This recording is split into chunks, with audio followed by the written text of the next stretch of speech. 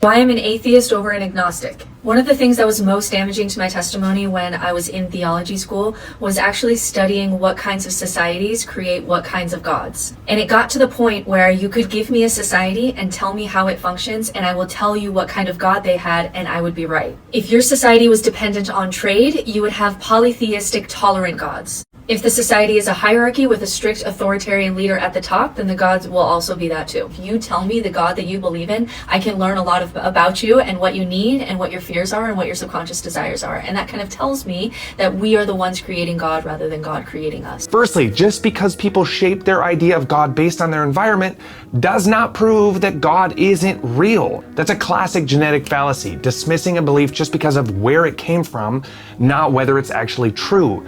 By your logic, your atheism would be just as much of a product of your upbringing and personal psychology. So your argument is self-defeating. Yes, society shapes beliefs. That's true of religion, atheism, politics, and everything. But where a belief comes from does not tell us if it's right or wrong or true or false. For that, we have to go to other questions and other tests. We have to look, is it logical? Is it coherent? What is the evidence? What are the metaphysical questions that it attempts to answer?